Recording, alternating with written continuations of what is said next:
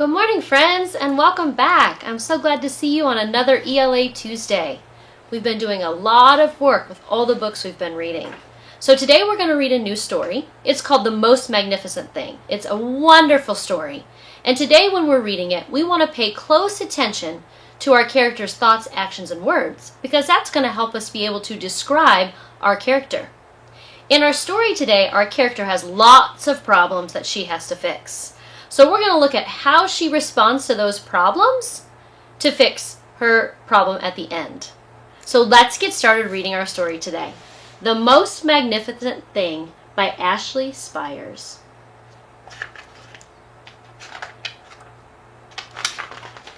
The Most Magnificent Thing. This is a regular girl and her best friend in the whole wide world. They do all kinds of things together. They race. They eat, they explore, they relax. She makes things. He unmakes things. One day the girl had a wonderful idea. She was going to make the most magnificent thing. She knows just how it will look. She knows just how it will work. All she has to do is make it, and she makes things all the time. Easy peasy. First, she hires an assistant. Next, they gather their supplies, they set up somewhere out of the way, and they get to work. The girl tinkers and hammers and measures, while her assistant pounces and growls and chews. When she is finished, she steps back to admire her work. She walks around one side, and her assistant examines the other side. It doesn't look right. Her assistant picks it up and gives it a shake. Doesn't feel right either. They are shocked to discover that the thing isn't magnificent or good. It isn't even kind of sort of okay. It is all wrong. The girl tosses it aside and gives it another go. So there's our first problem. It's not magnificent. How does she respond? She gives it another go.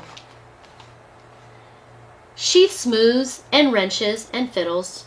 Her assistant circles and tugs and wags. When she is finished, she stands up and takes a long look at it. Her assistant gives it a nudge with his paw. The thing is still wrong. She decides to try again. There's her next problem. It's still wrong. How does she respond? She's going to try again. The girl saws and glues and adjusts. She stands and examines and stares. She twists and tweaks and fastens. She fixes and straightens and studies. She tries all different ways to make it better.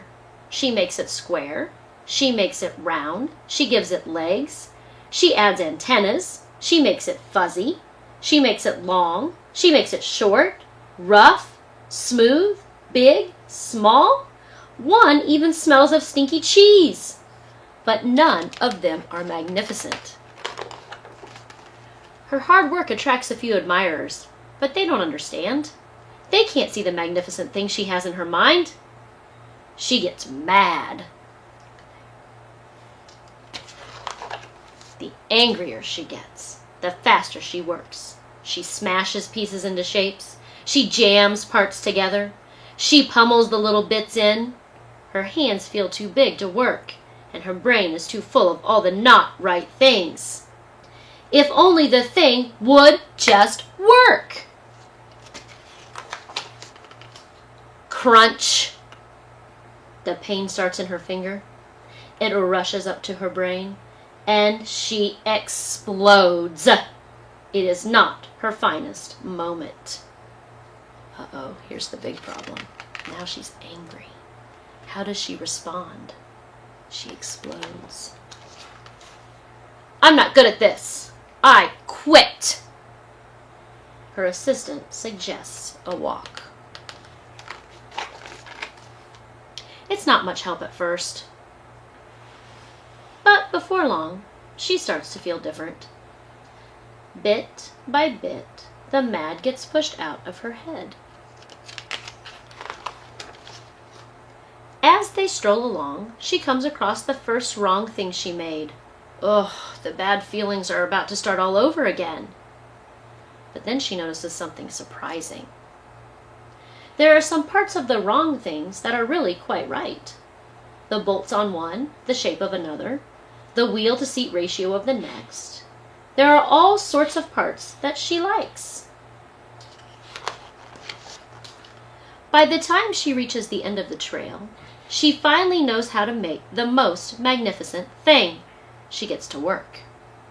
She works carefully and slowly, tinkering, hammering, twisting, fiddling, gluing, painting. Her assistant makes sure there are no distractions. This is a perfect thing to ward off bears. It will stop that leak. This one's all wet. The afternoon fades into evening, and finally she finishes. She alerts her assistant. The pair take a good long look. It leans a little to the left, and it's a bit heavier than expected. The color could use a bit of work too, but it's just what she wanted. They climb aboard and take it for a spin. They are not disappointed. It really is the most magnificent thing. All right, so now let's take a minute and let's think about the character and how the character responded in the story. So at the beginning of our story, first she makes something and it's not right. She doesn't like it. So what does she do? She responds by trying again. She tries again, and she still doesn't like it. So she revises, and she tries again. And then, after that, she starts to get angry. Look at our illustrations here. She starts to get very angry. People are looking at her. And when she gets angry, then she smashes her finger. How does she respond to that? She explodes. But then her assistant takes her for a walk, and she kind of clears her head, and she feels better. And when she comes back, she starts to notice that she has all the right stuff for her magnificent thing. And she starts to work again.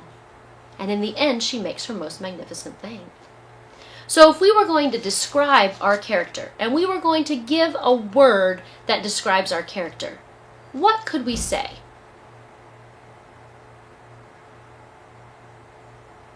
What word did you come up with? The word I'm thinking of for our character is the word persistent. She keeps trying no matter what. I think the little girl is persistent because she keeps revising and editing and changing her most magnificent thing until she finally figures it out and gets what she wants.